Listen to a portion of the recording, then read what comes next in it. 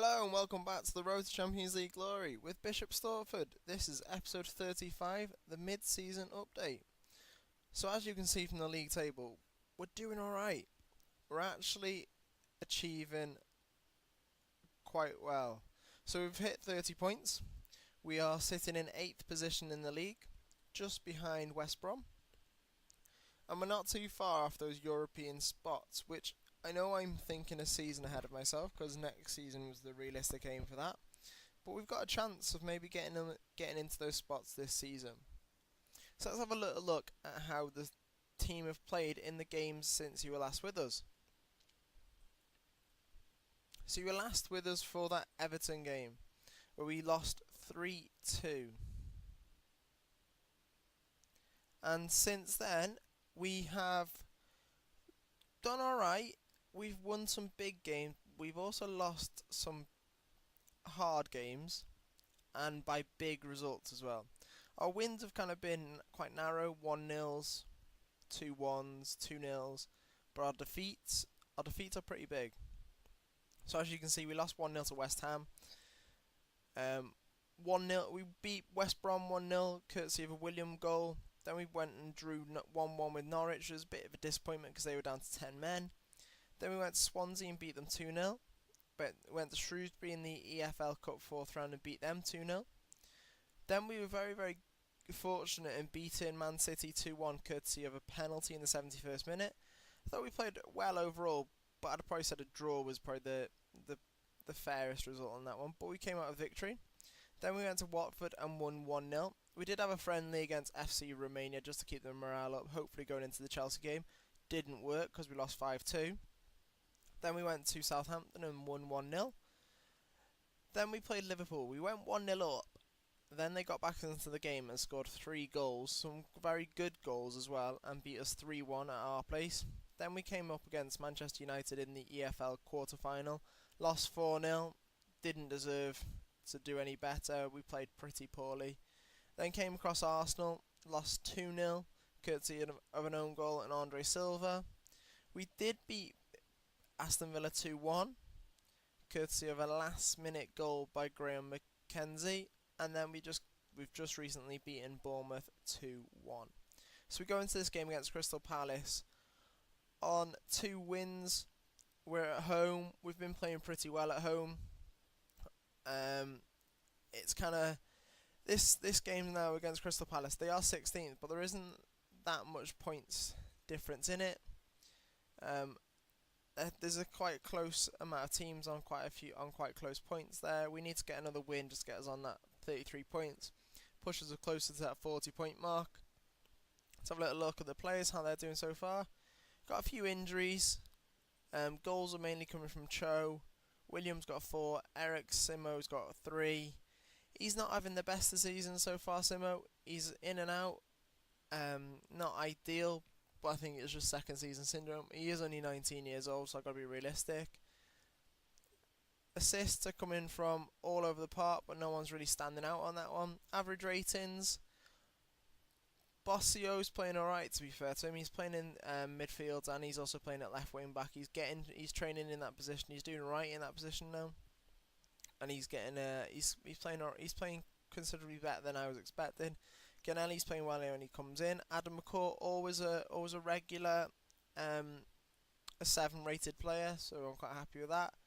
Cho is getting in the goals, 9 in 14, which is great. Para, someone that we missed for that first half of the season last season. So we're doing alright. We're not doing too bad. Transfers, we've been able to get a transfer for Odegaard. The other players are like youngsters. We've got this one coming in next season. We've got Stuart Fish coming in from Inverness. Damir Pasivic coming in from Dynamo. Savic is going back out to Seattle, hopefully. Tabio is coming in from an Algerian club, and he's going to be going straight back out on loan because I don't think he's got a work permit. So there's a few players coming in. We are looking at a few other ones as well. No one really exited. There's a few players that I might be looking to sell on. I know Slattery's wanted by Newcastle. He's worth 16.25 million. If they come in for 30, then he can see you later. But we'll keep an eye on him because he is English, which is obviously what we need in our squad. So we're going to keep him. So we go into today's game against Crystal Palace, hoping for another win. Hopefully we'll get another one on live com because we haven't had one for a while. So go through the team. So in goal we got Trapp. In defence we got Akore, Samuel Giggett and Mo. On the right wing back we got Para. On the left wing back we got Simo Bossio. Then we got Slattery, Nugget and Jose Rodriguez. In the attacking mid position we got Mackenzie, and up front we got Cho. On the bench we got Dayan, Olav, Simo, William, Vaza, Alex and Chapman. A few injuries in the other players, but not too bad. Our squad is looking quite good at the moment. So let's go into the game and see what we can do, really.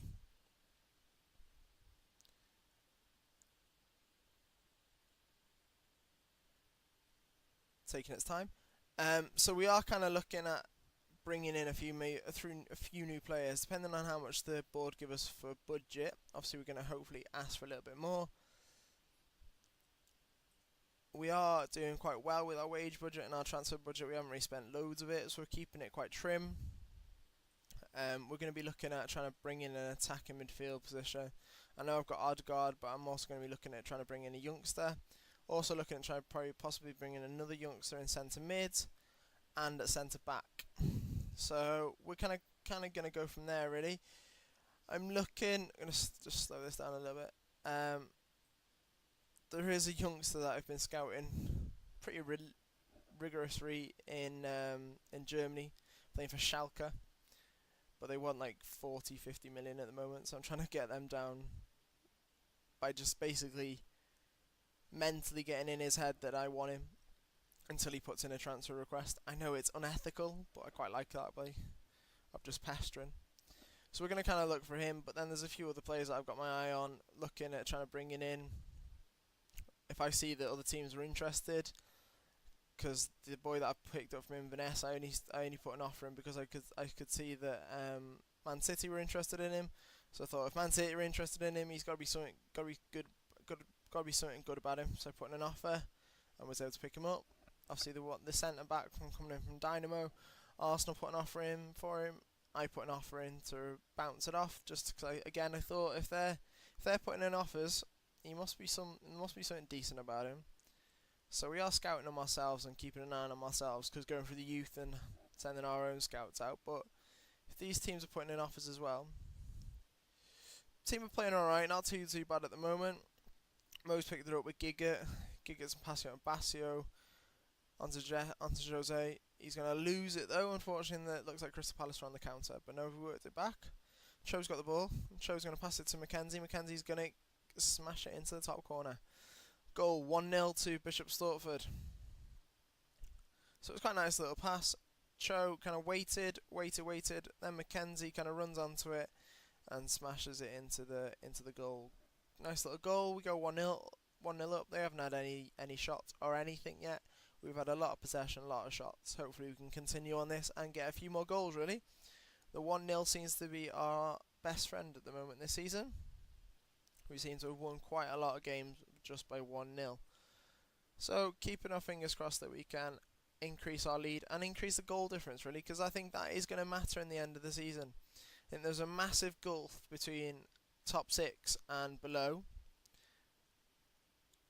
and goal difference is going to make that massive difference, I think. So half time is coming up, and it looks like we are winning 1-0.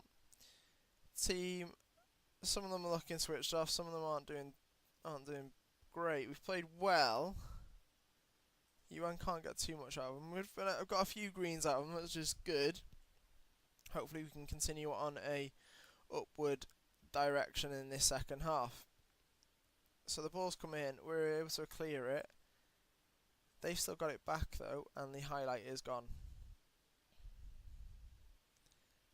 Players aren't looking too bad. Fitness is a little bit of an issue this time of year, obviously, because it's got quite a few games after each other. Our squad is quite quite a size this time, and unfortunately that's a mistake by Trapp. He's come to get the ball, hasn't got it. Ball's gone to the back on the edge of the box. If you watch Trapp now, he comes to get it, gets nowhere near it, and the goal is open. He's got a tendency to do that.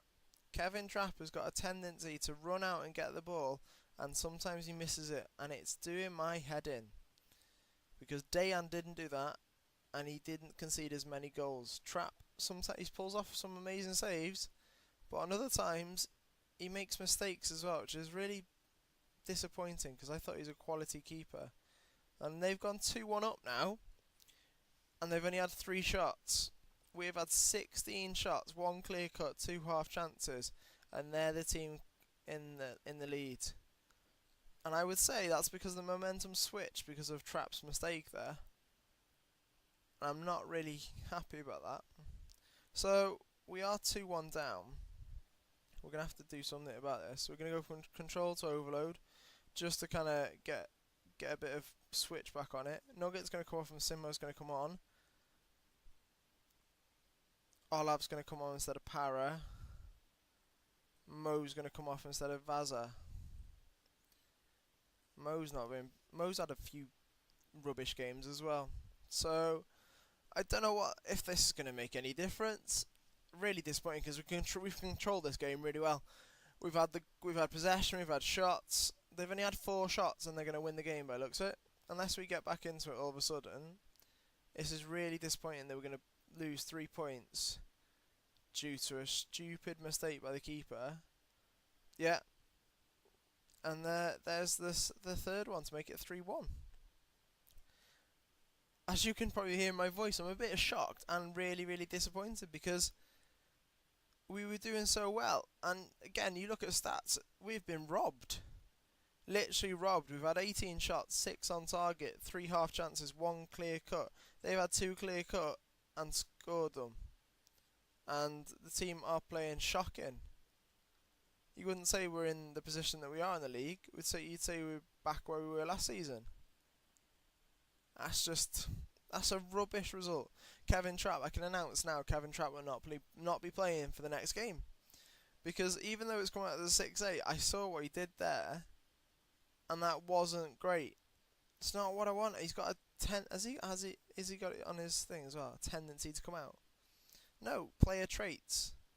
Reflexes, one-on-ones, positioning, tendency to punch. It's not even on his thing. He just came out in a stupid position there. Right, well we'll have a little chat with him, see, fire him up a little bit. Hopefully that'll improve the next game. That leaves us still in 8th position, but knocks down our goal difference to -2. West Brom obviously lost at the same time, but we're not looking too bad.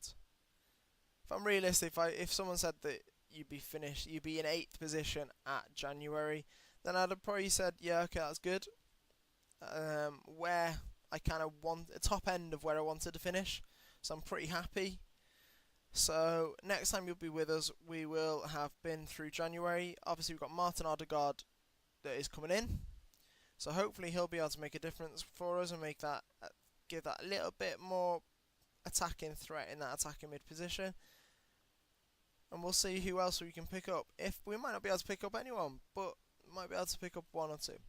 So guys, as always, thanks for pressing play, and we will see you again soon. Bye for now.